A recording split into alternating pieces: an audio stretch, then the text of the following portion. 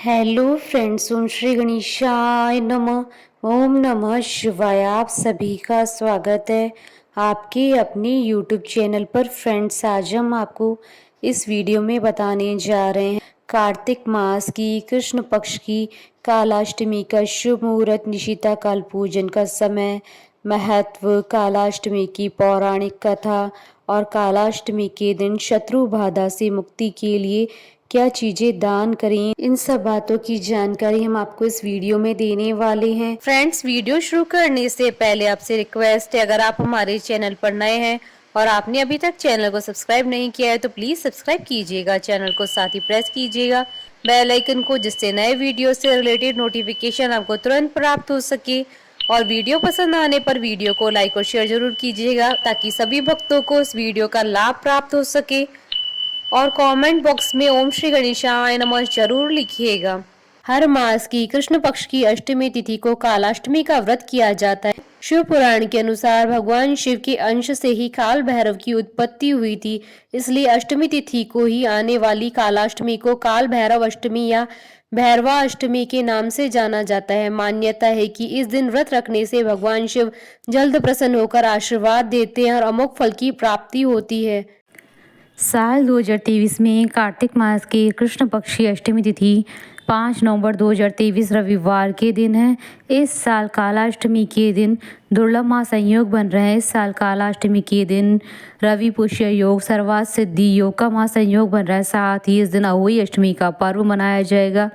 इन योगों में किसी भी शुभ कार्य करने से उस कार्य का कई गुना अधिक फल प्राप्त होगा। मान्यता है कि कालाष्टमी के दिन भैरव बाबा पापियों को दंड देते हैं, इसलिए इसे भैरव बाबा की दंडा पानी भी कहा जाता है।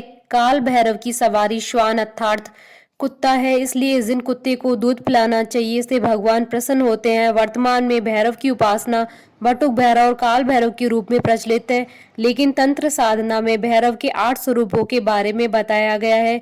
ये रूप है भीषण भैरव, चंद्र भैरव, क्रोध भैरव, रुद्र भैरव, असितांग भैरव, संहार भैरव, कपाली भैरव, उन्मत्त भैरव। इस दिन काल भैरव की पूजा करने से जीवन की समस्त बाधाएं दूर हो जाती है और काल के भय भी खत्म हो जाते हैं। काल भैरव की पूजा अर्चना करने से नकारात्मक शक्तियां, शत्रु और सभी पापों से मुक्ति मिलती है, साथ ही मनोवांछित फल की प्राप्ति होती है। अगर कोई ग्रह अशुभ प्रभाव दे रहा है तो काल भैरव का व्रत करने से कुर ग्रहों का प्रभाव भी खत्म हो जाता है और शुभ फल देना शुरू कर देते हैं। इनकी पूजा पाठ से किसी भी प्रकार का जादू टोना खत्म हो जाता है, भूत प्रेत से मुक्ति मिलती है और भय आदि भी खत्म हो जाते हैं। मान्यता है कि काल भैरव को शनि का अधिपति देव बताया गया है और इनकी पूजा से शनि दोष, राहु केतु से प्राप्त हुई पीड़ा से भी मुक्ति मिलती है। पुराणों के अनुसार काल भैरव शक्ति पीठों की अंगरक्षक के रूप में सदा उनके साथ रहते हैं, इसलिए हर शक्ति पीठ के पास एक काल भैरव मंदिर जरूर पाया जाता है। काल भैरव को खिचड़ी, चावल, गुड़, तेल आदि का भोग लगाया जाता है।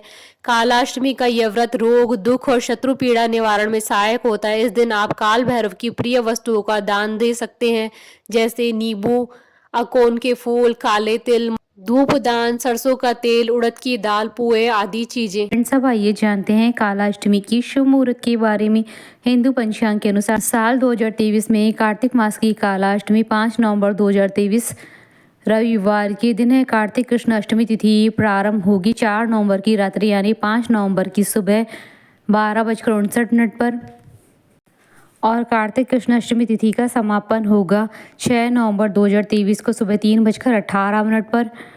और इस दिन सर्वार्थ सिद्धि योग और रवि पुष्य योग रहेगा 5 नवंबर 2023 को सुबह 6:39 से सुबह 10:29 तक और निशिता काल पूजन का समय रहेगा रात्रि 11:45 से रात्रि 12:37 तक। फ्रेंड्स, अब आइए जानते हैं कालाष्टमी पर भगवान काल भैरव की पूजा करने की विधि के बारे में। कालाष्टमी के दिन ब्रह्म मुहूर्त में उठकर स्नान आदि नित्य कर्म से स्वच्छ होकर लकड़ी के पाटे पर भगवान शिव और माता पार्वती के साथ काल भैरव की मूर्ति और तस्वीर स्थापित करें। इसके बाद चारों तरफ गंगा जल का छिड़काव करें और सभी को फूलों की माला या फूल अर्पित करें। इसके साथ ही नारियल, इमरती, पान, गेरुआ आदि चीजें अर्पित करें। इसके बाद चौमुखी दीपक जलाएं और धूप दीप करें और कुमकुम या हल्दी से सभी को तिलक लगाएं। सभी की एक एक करके आरती उतारें।